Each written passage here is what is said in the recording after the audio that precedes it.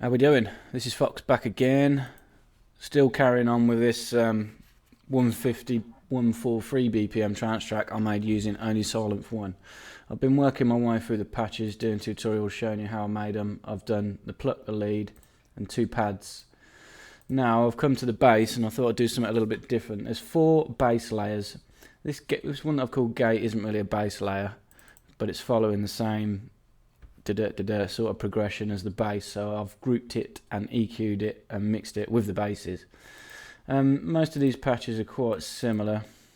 I'll go through them quickly one by one.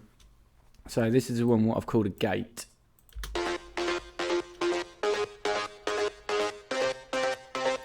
Real straightforward. There's no envelope on the filter for once, it's just running straight out. It's just a saw wave with 5 voices, a triangle wave 1 octave up with 4 voices, a little bit of distortion chorus and a tiny little bit of reverb. This one is taking care of the real high parts of the bass. The next one I'm calling high mids is this patch.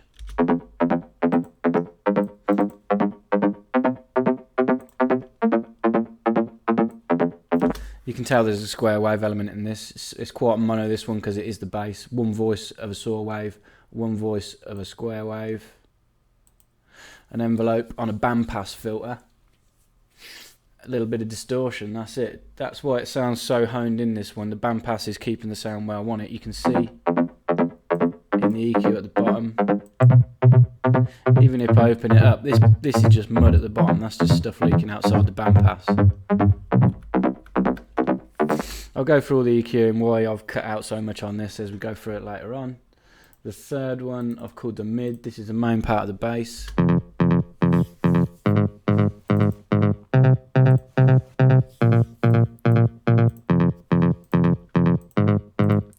Real simple again, one voice on a Q pulse, 1 octave down, 1 voice on a triangle wave, 2 octaves down. An envelope on the filter again, giving it that sort of snap. No effects whatsoever on the channel itself. And then I've just got a basic sub, which I'm thinking is just going to be a sine wave. Well, one voice sine wave, 1 voice a square wave, sine wave an octave down, square wave 2 octaves down, and that gives you a basic sub.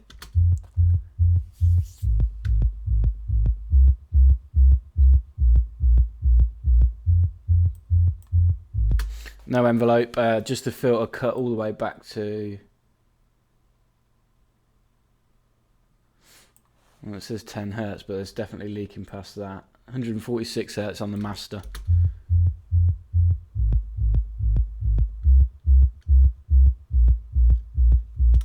Nice simple sub. So yeah, what I wanted to do today is just talk about how I got all these to sit together and create the bass as a whole, which sounds like this.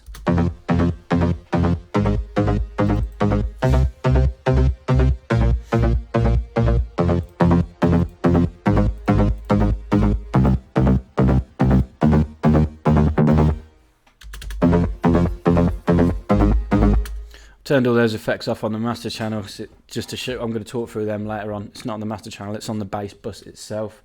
So we'll go through them one by one and say how I EQ'd this one I've called gate. I wanted this to be the real high part of the sound. As you see, I've got 1 EQ, it's split in the mid and the side mode. In the mid mode, I've cut everything below 300 Hertz. The sub's sitting around, peaking at around 60. This one, the mid one, was peaking around 180 to 200, and the high mid, the squelchy one,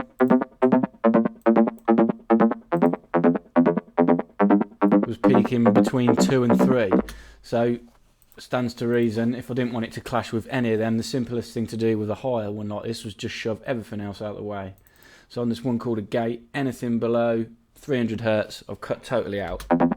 I mean, they do bleed these EQs a little bit in silent, but I've got an EQ on the master taming anything else that I don't really want. I keep saying the master, on the bass bus. So yeah, I pushed everything out of the way at 300 Hertz just to make room for this nice high gated sound. I've also done some mid-side EQing on this, because this one isn't totally mono, because it isn't actually a bass patch. It's got 4 voices, 5 voices, it's got some chorus and some reverb, which is pushing it out wide. I've just done some mid-side EQing. I normally do this on patches that have got a fair bit of reverb or some delays. Just helps shove it wide in the spectrum to clear it out the way of the bass. All I've done in the mid-side mode. The side, if you're wondering, is a stereo. Like if I push this all the way across, all you're going to hear is the mono, which isn't much on a patch like this. And this 5 I've got on a boosting shelf is just pushing anything that's stereo even wider. You'll hear it.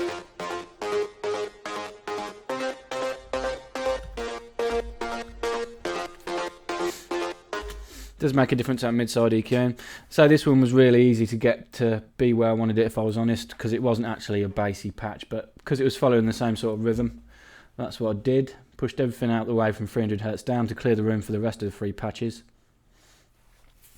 Yeah, and boost the side a bit. So I'll bring the next one in now, the high mid, so you can hear these two together.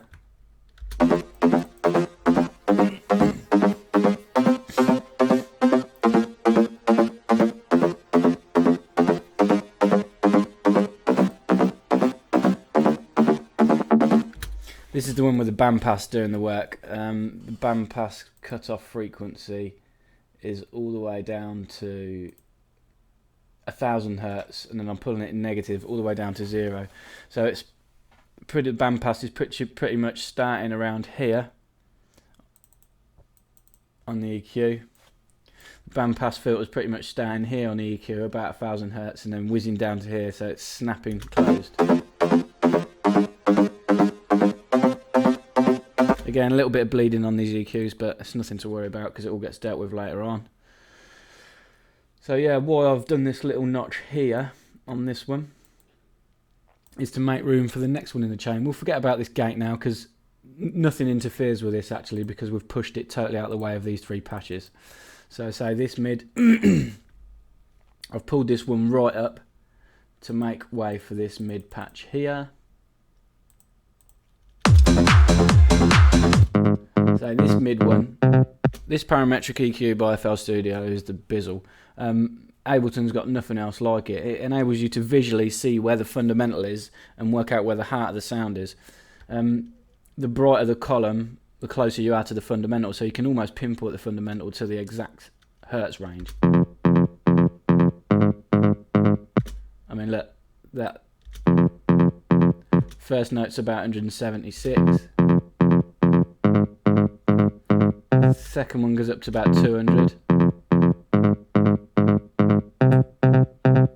and it goes down to about 1.5. So this patch here, this mid one, is peaking between 150 and 200 where this spike is, and then this cut trough where it comes down here, this EQ6, where I've pulled the gain down minus 3.5 dBs. This is to make room for this mid one. Let me open this parametric EQ on this one as well. So this is the mid, this is the high mid. See the high mid fundamentals just a tad higher, it's ranging between 200 and 300. And that's what this little notch is here. If I solo these two together and then push that notch up, it's going to sound a tad muddy. I mean, it took me a while to sort this out, so you might not be able to hear it unless you've got proper monitors or proper headphones, but if I gradually pull this down now to carve way for the high mids, you're going to hear the difference.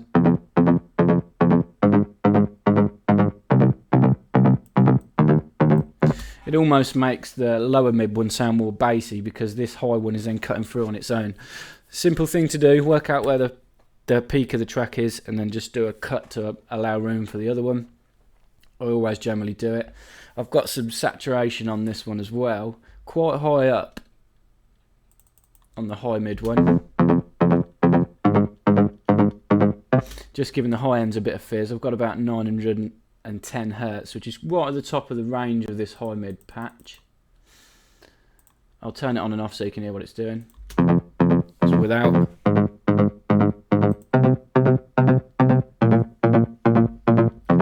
give a bit of high-end bite. Helped make it glue together a bit with the gate higher up. So that's that one. This one's got the same sort of thing again.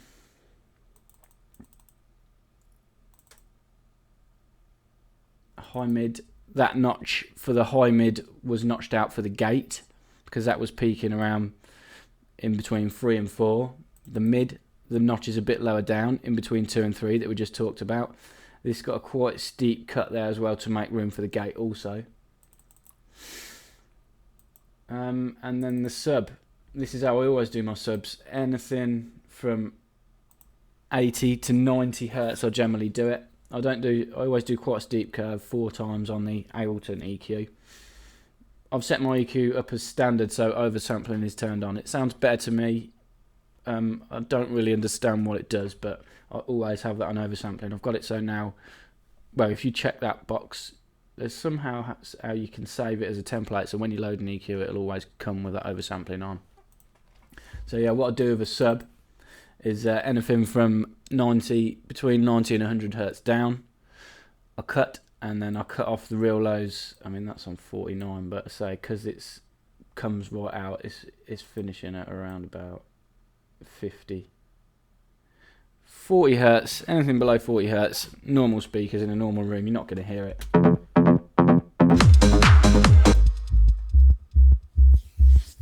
That is a sub. I mean, if we bring a parametric EQ on that as well, just so you can see what that looks like. Look at it. It's a massive block. I mean, even if we drop it before the EQ, if my computer decides not to geek out.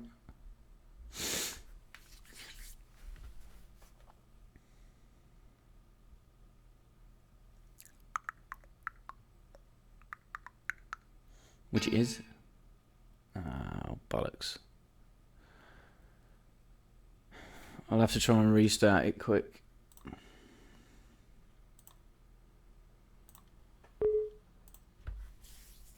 It's been a bit glitchy lately.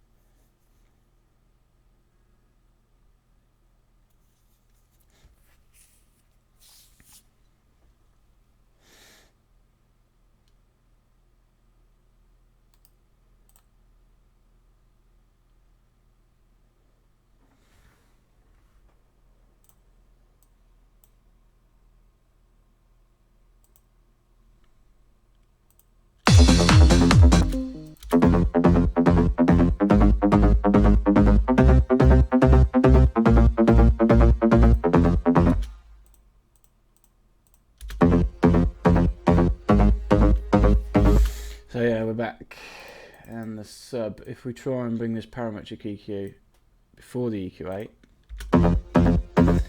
that's before this notch is homing it all down, you can still see nothing's really getting past 120, 130 hertz, and that's because I've got the filter inside silent, cutting it down to that sort of level. You can see it's on 146 hertz. This one's on 10 hertz. I never really understand the correlation between these. This master filter tends to, look, if we open this up,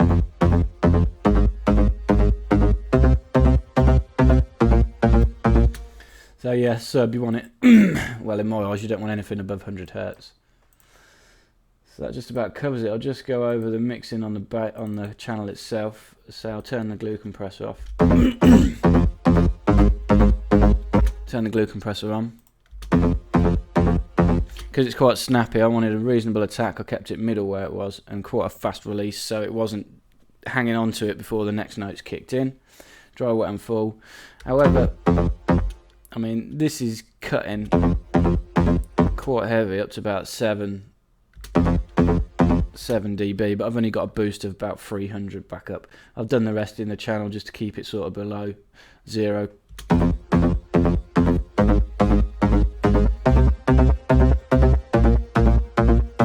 I don't normally do sidechain compression on the bus itself, but I've got on the channels.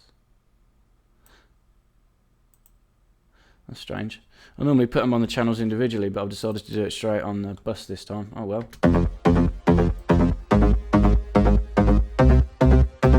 Giving it that definite pumping feel. Bit of overdrive. I think I've done this on the sub as well. Was it the mid one? No, just on the bass channel itself. I always do this. I'll sometimes stick this on the master channel right at the end of the chain, just giving the bass a bit more prominence on the track. These are the settings I generally go for. I don't normally stray too far from these. The tone is almost like where you want to aim the overdrive at, as well as honing it in with the EQ. I normally have the tone between 25 and 30%, depending on how much other bassy content I've got. If I'm doing drum and bass, it'd probably be a lot lower.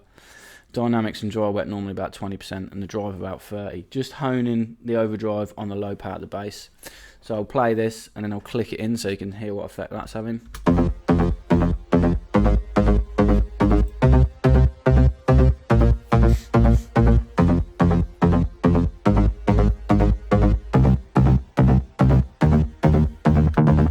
Subtle, but it's giving the bass a bit more prominence. This saturator as well, this is aimed at around 745 Hz. This was mainly to give the top end a bit of zing, sort of this gate and the high mid, just to fuzz it up a little bit. Again, I'll turn it on so you can hear it.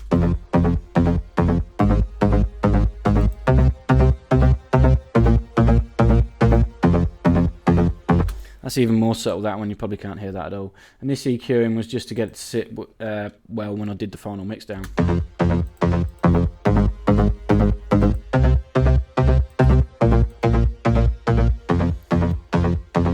Quite a severe cut there, around 200 Hz. There must have been something. I think it's one of these pads was quite bassy. I think it's this mid pad.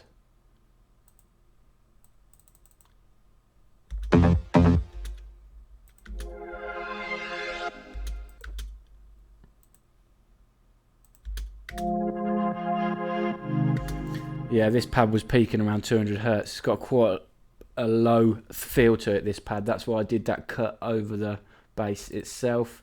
It's all about making tiny little notches to make room for everything else.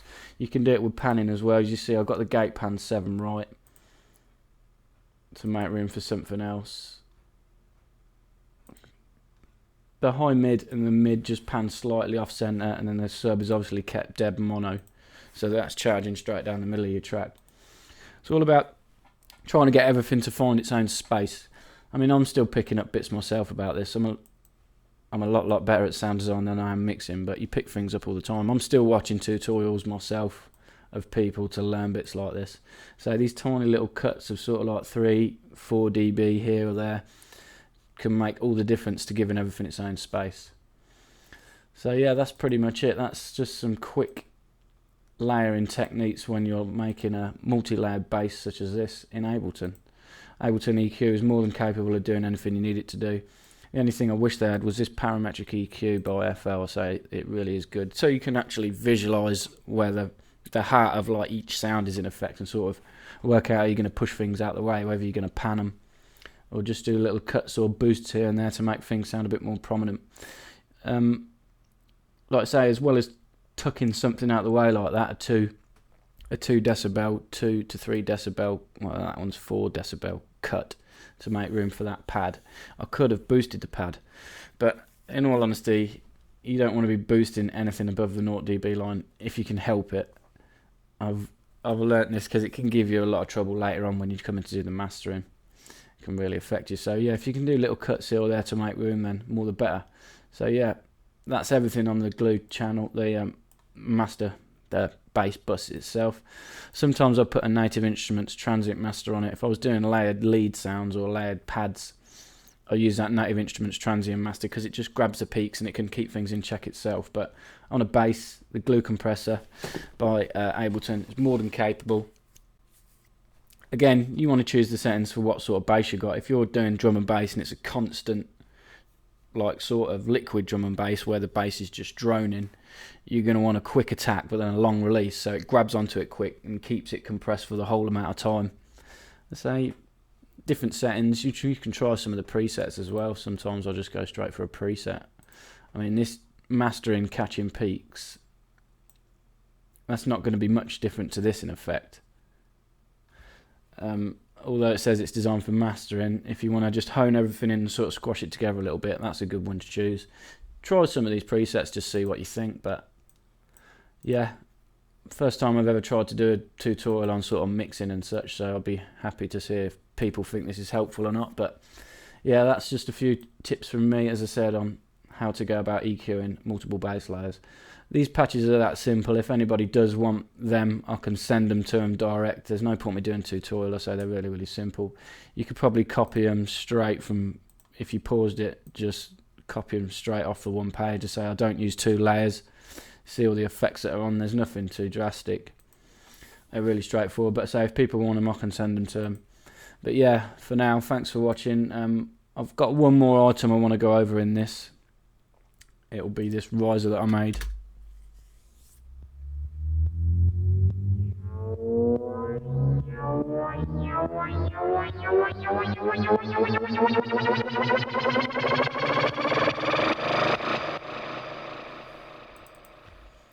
That's real straightforward. Everything's done within Silent for all the effects and everything. The only thing I've done is I've modulated the phaser LFO rate and the oscillator detune indoor, because obviously Ableton has its Silent has its modulation limits. So yeah, I've got the oscillator detune, and that's the same one.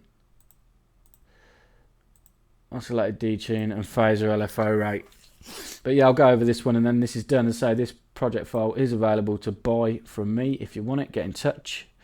We'll sort it out. I can send it to you via Dropbox. £10 is the price. You get everything you see here, all the plucks, leads, all the pads, all the bass layers, all the drum hits and samples laid out as they are, all the effects, and mastered within Ableton, ready to go. All you need is Live 9 and Silent 1.